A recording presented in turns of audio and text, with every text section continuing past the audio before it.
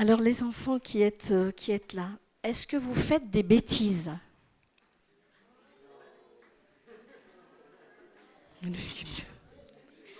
Et les grands qui êtes là, est-ce que vous faites des bêtises? Alors je vais vous raconter l'histoire d'un jeune homme né dans une famille riche qui avait la fortune, qui avait une bonne éducation. Il a pu faire des études et il est rentré comme jeune officier. C'est une histoire vraie dans l'armée de Napoléon. Il avait tout pour réussir. Un jeune officier de Napoléon entraîné par la terrible passion du jeu. Alors, lui, c'était, voilà, le jeu, c'est quand on joue de l'argent. On joue de l'argent, on joue de l'argent, on espère gagner. Et qu'est-ce qui arrive souvent? Il avait perdu toute sa fortune. Dans un moment de désespoir, seul dans sa chambre, il décida d'en finir avec la vie. À cette époque-là, il y avait beaucoup de la notion d'honneur. Il saisit son pistolet, le plaça sur sa table de travail, mais avant d'accomplir le geste fatal, il voulut dire un dernier adieu à ses parents.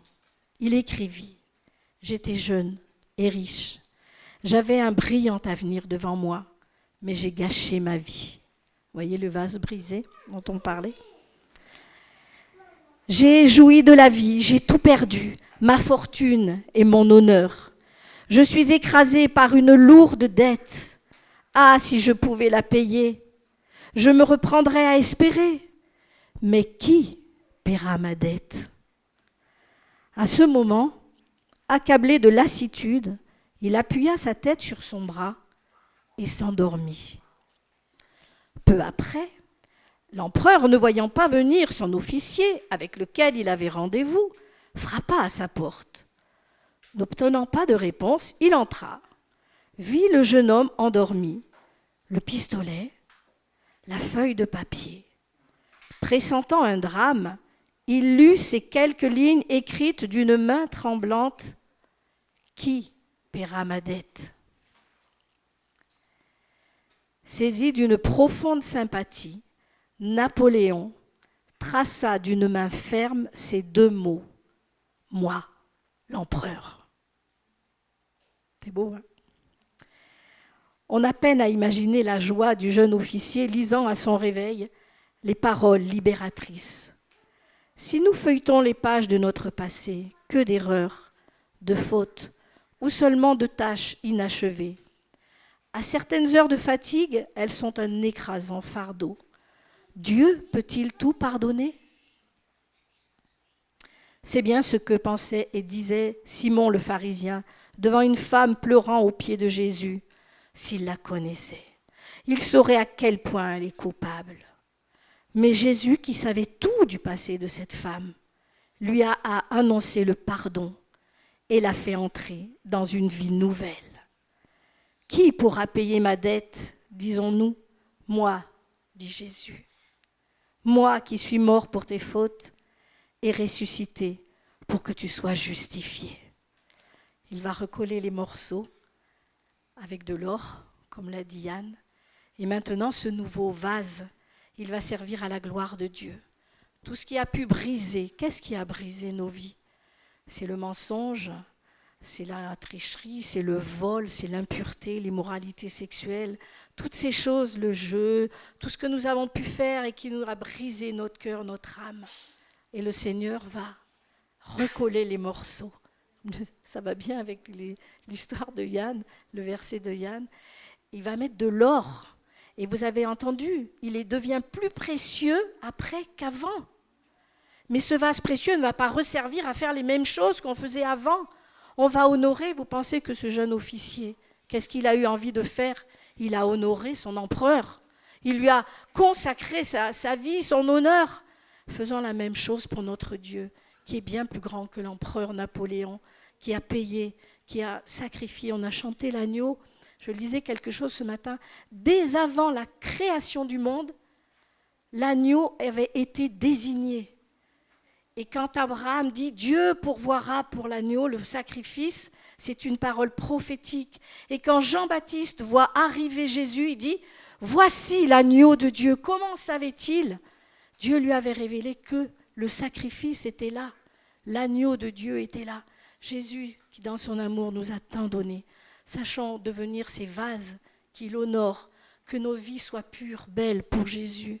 Et comme ce jeune homme, réalisons la grâce que nous avons d'avoir un Dieu qui a payé pour nous, pour qu'on ait la vie éternelle. C'est notre espérance, c'est toute notre vie, parce que notre vie, elle est petite, même si on vit 100 ans, c'est petit. L'éternité, ça ne s'arrête jamais. Et l'éternité, nous voulons la vivre avec gloire et honneur auprès de notre roi des rois.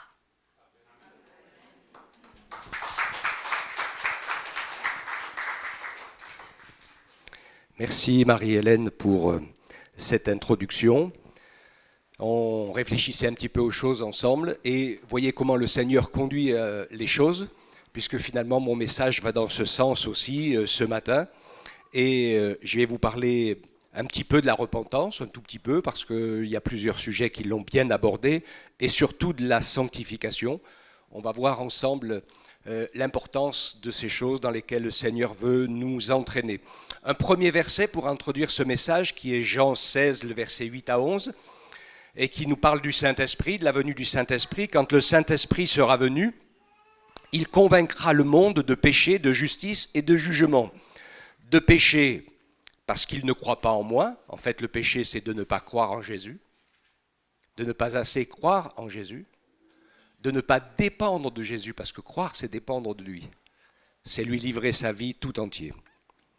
De justice, c'est la croix, c'est le Saint-Esprit, c'est la sanctification, parce que Jésus va au Père, qu'il est ressuscité, donc il a vaincu la mort, il a vaincu nos péchés, il a tout vaincu, il est vainqueur, et il a fait de nous des gens qui vont devenir, et qui doivent devenir, et qui sont en train de devenir plus que vainqueurs.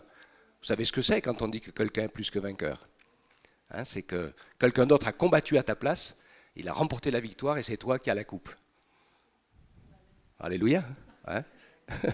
Il disait ça souvent, le mari, pour protéger sa femme, il combat pour elle, et puis il lui apporte la victoire après.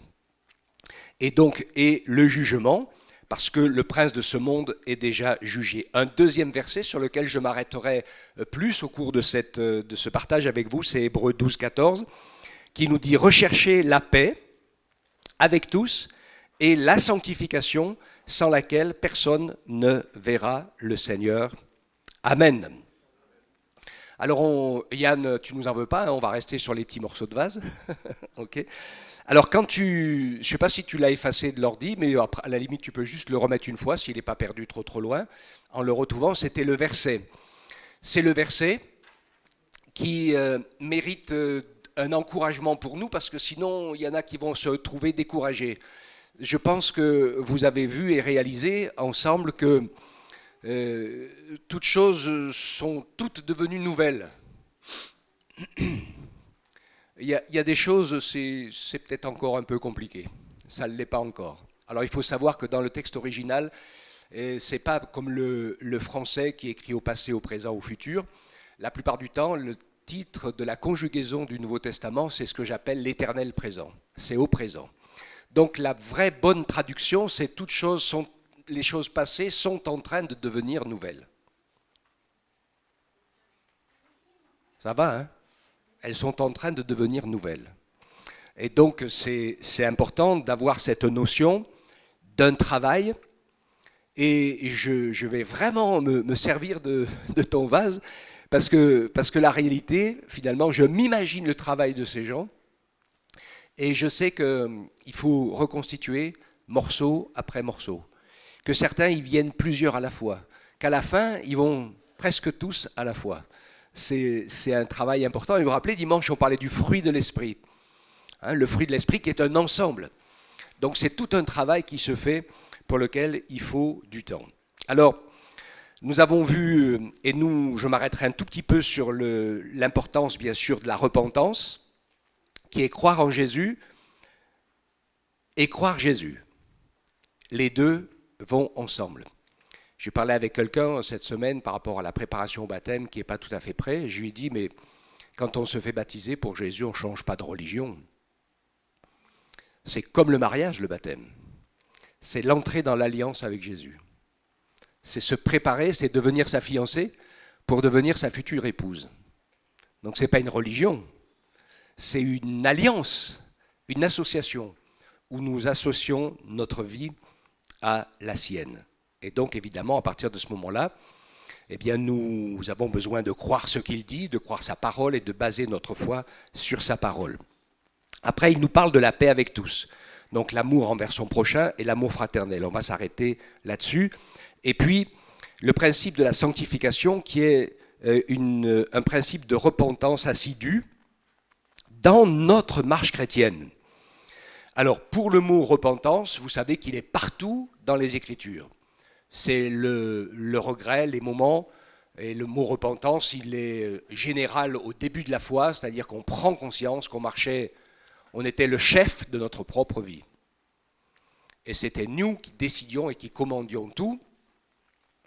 Et d'ailleurs, c'est quelque chose de particulier parce qu'il y a beaucoup de gens, surtout dans le monde, dans la civilisation où on est actuelle, où on pense qu'au bien-être des uns et des autres, il y a beaucoup de gens qui ne supportent pas d'être contrariés. Mais la repentance met en nous un ordre de marche différent. Pierre avançait avec Jésus d'une certaine manière, et quand Jésus l'a appelé, il lui a dit à partir de maintenant, tu iras où tu ne voudras pas, et quelqu'un d'autre t'habillera et c'est pas toi. Et donc il va découvrir, Pierre, que c'est plus lui qui est le maître de sa vie. S'il veut être l'apôtre, le disciple et le fidèle enfant du Seigneur. Sinon, on peut toujours rester le maître de sa vie, le Seigneur ne s'impose pas. Hein. Alors, ce mot repentez-vous, il est partout. Si vous ne vous repentez pas, vous périrez tous également, nous dit l'Écriture. Et donc cette repentance, qui est de demander pardon à Dieu pour sa vie de pécheur, et j'insiste bien là-dessus, c'est pas simplement Seigneur je te pardonne parce que j'ai volé, parce que j'ai menti, parce que j'ai ceci, parce que j'ai cela. C'est un principe qui fait que tant que le péché a un certain pouvoir, un certain règne en nous, c'est comme la maladie et les boutons. Les mauvaises actions, c'est que les boutons, mais le virus, il est toujours dedans. D'accord ? On fait la différence avec ça. Et donc la repentance, c'est quelque chose dans lequel on entre, dans lequel on se décide. Et je disais à cette personne, j'ai dit, n'oubliez jamais que Jésus n'est le sauveur que de ceux dont il est le Seigneur. Parce que c'est lui qui nous prend dans la mort. C'est lui qui nous prend dans nos péchés, et puis qui nous en sort, qui nous lave de nos péchés. Et puis qui commence à nous reconstruire tout ce qui est cassé. Il va commencer à le reconstruire, il va nous aider, et ça c'est la marche dans la sanctification. Hein, et il va nous aider à avancer.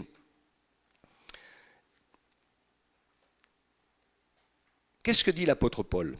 Le grand apôtre Paul, Romains 7, versets 18 à 25. « Car je le sais, ce qui est bon n'habite pas en moi, c'est-à-dire dans ma chair. Car je suis à même de vouloir, mais non pas d'accomplir le bien. Je ne fais pas le bien que je veux, mais je pratique le mal que je ne veux pas. Si je fais ce que je ne veux pas, ce n'est plus moi qui l'accomplis, mais le péché qui habite en moi. Je trouve donc cette loi pour moi, qui veut faire le bien, le mal est présent à côté de moi. Car je prends plaisir à la loi de Dieu dans mon fort intérieur, mais je vois dans mes membres une autre loi, qui lutte contre la loi de mon intelligence et qui me rend captif de la loi du péché qui est dans mes membres. Malheureux que je suis, qui me délivrera de ce corps de mort ? Grâce soit rendue à Dieu par Jésus-Christ, notre Seigneur. Amen. Donc, c'est à nous, par une repentance qui est une décision qui commence notre vie chrétienne, de faire chaque jour de Jésus notre Sauveur et notre Seigneur. Et de pouvoir travailler ainsi dans la paix de Dieu. Jésus nous dit, je vous laisse ma paix, je vous donne ma paix, je ne vous donne pas comme le monde la donne, que votre cœur ne se trouble pas et ne s'alarme pas. La paix que Jésus va nous donner, elle va commencer cette reconstruction. Elle va nous permettre de faire la paix avec Dieu déjà. Amen. La paix avec Dieu, on y entre par la repentance et on est en paix avec Dieu à partir du moment où on prie, on fait tout ce qui est en notre pouvoir, même si ça ne marche pas à tous les coups, pour laisser à Dieu l'autorité sur notre vie. La paix avec soi-même, Et ça, c'est bien sûr super important, de pouvoir avancer dans la paix avec soi-même, pas dans la suffisance et dans l'orgueil. Parce que si on dit moi ça va, maintenant tout est bien, il y a une catégorie de croyants, et je me rappelle il y a des années avoir rencontré quelqu'un comme ça, je vous l'ai raconté déjà, qui me disait on n'est plus des pécheurs. Je suis désolé. Parfois, pour les croyants, l'orgueil devient le pire de tous les péchés. Il est encore pire que ceux de la chair que l'on faisait avant. La paix avec soi-même est construite sur 3 éléments.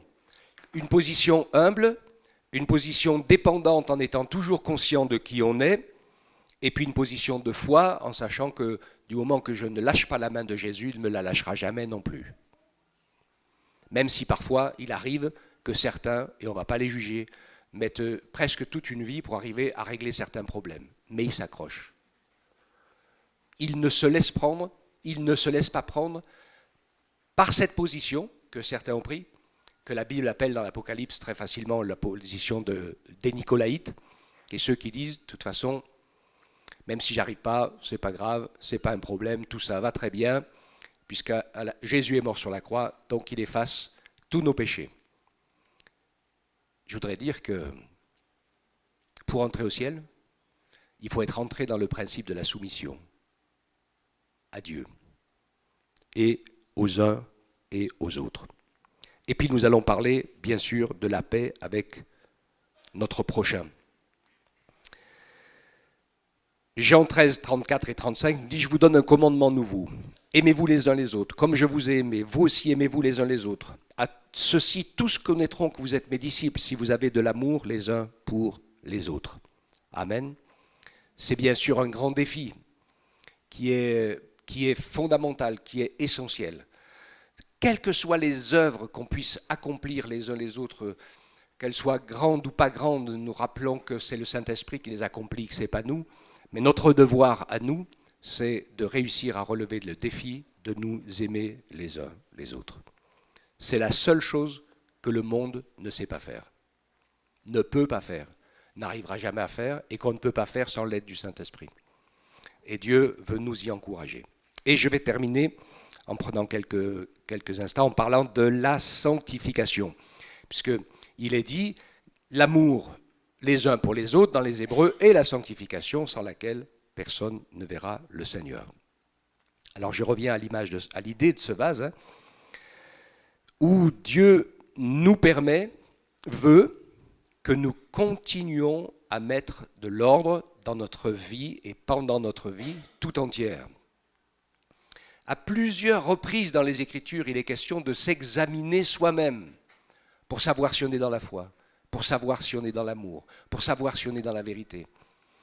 Et de pouvoir se sonder soi-même pour que le Saint-Esprit nous révèle quels sont les besoins personnels que nous avons sur lesquels nous avons besoin de progresser. Examinez-vous vous-même, nous dit 2 Corinthiens 13, 5, pour savoir si vous êtes dans la foi. Éprouvez-vous vous-même. Et puis, je m'arrête là. Donc, le chemin de la sanctification ne va s'arrêter qu'à la fin de notre vie. Soyons attentifs. Nous sommes dans un monde où une part des croyants sont sur l'état d'esprit qui est « je le vaux bien » parce que voilà, Dieu est bon et il les pardonne tout, etc. Et on avance. Je voudrais vous dire quelque chose. Dans tous les temps, dans toutes les cultures, à n'importe quel moment, comme dans les Écritures, vous savez ce qui est la clé du réveil ?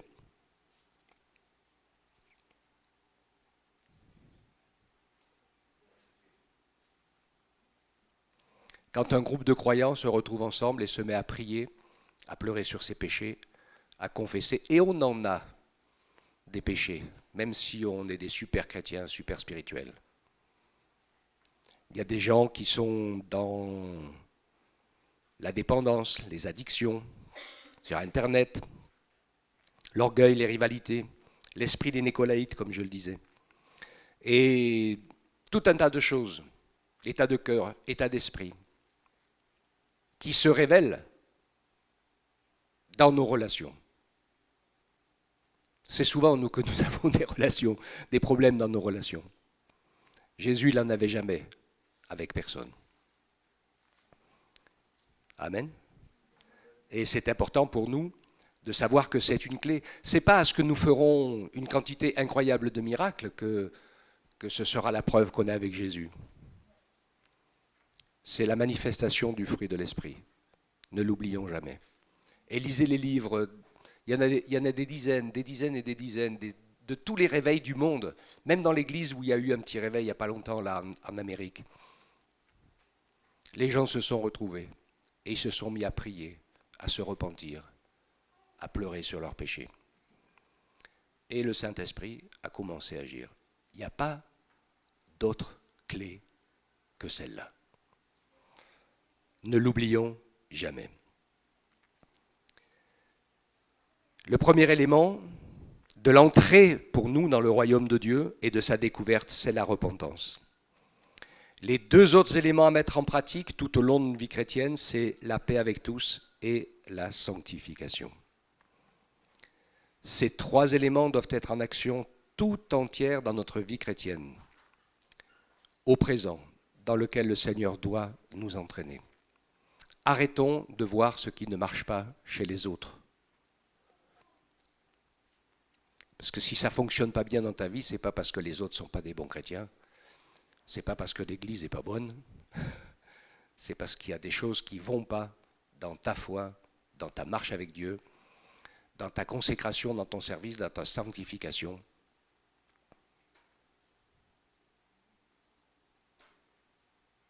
Ce que Dieu veut atteindre pour chacun d'entre nous, le but c'est une relation vraie, sainte, comme la relation qui unit le Père, le Fils à l'Esprit. N'oublions jamais que Dieu veut préparer au travers de nous sa future épouse, soumise, obéissante. Et Dieu en veut la preuve avant de nous faire rentrer au ciel. Parce que si on n'est pas capable d'être soumis et obéissant sur la terre, dans l'injustice, parce que la terre, c'est toujours de l'injustice. Alors on n'est pas capable d'être dans cette position pour l'éternité non plus. Et donc c'est le chemin de la sanctification. Et ma prière, parce que j'ai du travail moi aussi, on a tous du travail, c'est que le Seigneur nous aide à pouvoir prendre le chemin d'un renouvellement, d'une œuvre nouvelle. Le psaume 51, versets 17 à 19 nous dit « Les sacrifices agréables à Dieu, c'est un esprit brisé, un cœur brisé et contrit. Et cela, Dieu ne le dédaigne pas. » Amen. Est-ce qu'on peut se dire « Je fais une photo de mon état devant Dieu et je la compare à la photo de l'état de Jésus devant Dieu ?» Est-ce qu'il y a un peu de boulot à faire? Il y en a pas mal. Ce doit être notre occupation principale. Si on veut voir la main de Dieu dans notre vie. Alléluia. Ne nous trompons pas de chemin. Parce que celui-là, c'est le chemin de la parole. Amen. Et on adore Dieu parce qu'il nous a sauvés. On adore Dieu parce qu'il nous a rachetés. On adore Dieu parce que la Bible me dit que la patience de Dieu, c'est notre salut. Alléluia. Quelle grâce incroyable. Et si on le suit avec fidélité, patiemment, comme je dis, on va passer par toutes les écoles. On va passer par la souffrance, on va passer par les miracles, on va passer par l'injustice, on va passer partout. Mais c'est l'école de Dieu. Et elle est incontournable. Et faisons confiance au Seigneur, apprenons à nous appuyer sur lui, apprenons à lui obéir. Ne nous laissons pas entraîner par la légèreté et la facilité de ce monde. Les jeunes, les ados, gardez-vous purs. Ne vous laissez pas entraîner dans ces petits jeux humains qui n'ont que pour objectif de donner au péché et au malin un certain pouvoir sur vous pour arriver à votre destruction. Quand on lit dans la Bible, l'impureté sexuelle, ça fait partie des éléments les plus les plus combattus parce que c'est les plus délicats, les plus fragiles, et ce qui nous emmène tout de suite dans la chute, dans la dépendance, dans des choses dramatiques, dans des pleurs, dans des situations de vie où Dieu va pardonner, mais Dieu va faire grâce aussi, mais il y aura des choses qui auraient été faites qu'il faudra assumer jusqu'à la fin de sa vie après. Parce que chez nous, on ne tue pas les bébés. C'est pas ça que Dieu veut. Et donc, il y a plein de choses comme ça. Plongeons nos regards dans les Écritures et sachons dire, Seigneur, aide-moi à marcher sur le chemin de la sanctification. Aide-nous à le faire ensemble. Aide-nous à transformer chaque épreuve, chaque difficulté, chaque contrariété en école de Dieu pour grandir. Alléluia. Ils l'ont mis sur la croix. Il est mort. Et il disait, pardonne-leur. Ils ne savent pas ce qu'ils font. Ok ? Et toujours quelque chose, il va toujours arriver quelque chose dans notre vie chrétienne, il va toujours arriver quelque chose qui... Parce que c'est le but de Dieu, c'est la volonté de Dieu qui va nous emmener sur le chemin de la mort à nous-mêmes. Quoi que ce soit. Alors, ou on s'en détourne et on fuit par un autre chemin, ou alors on accepte. Et puis le Seigneur va nous ressusciter. Il n'y a rien qui est mort pour Dieu. Même le vase le plus cassé. Ok ? Dieu est le Dieu des vivants. Et il nous a sauvés, nous sommes vivants. Et nous allons vivre. Et nous n'allons pas éviter le chemin de la sanctification. Il est inévitable. Parce que si on n'est pas sur ce chemin-là, on ne verra pas le Seigneur au bout du chemin. Ce n'est pas moi qui le dis, c'est dans les Écritures. Amen. Alors célébrons-le pour sa grâce incroyable de nous avoir sauvés, de nous avoir pardonnés, et sa patience incroyable de continuer à travailler avec nous jusqu'à ce qu'il revienne et qu'il nous ait rétablis dans notre vraie nature, qui est celle de devenir l'épouse de Jésus. Alléluia.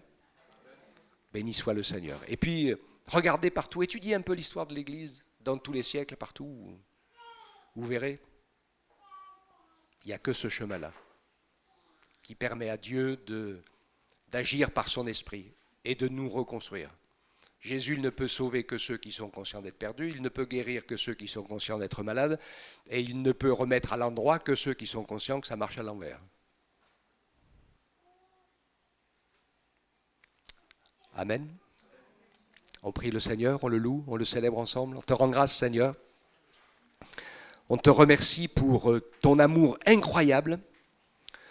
On te remercie pour ton sacrifice à la croix qui t'a donné ainsi le pouvoir de tout pardonner. Alléluia. Et qui t'a donné aussi le pouvoir de nous habiter par ton esprit pour commencer à nous reconstruire et à recoller les morceaux.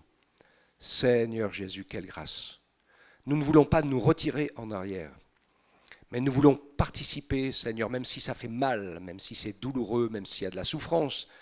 Nous voulons volontairement participer à la reconstruction, à la sanctification, au plus en plus de place à ton esprit, à ta parole dans nos vies. Alléluia.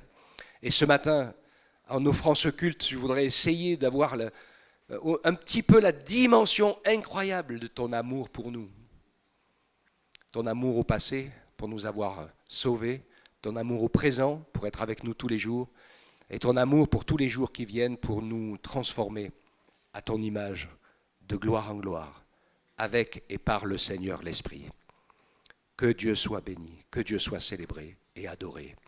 Amen. Alléluia.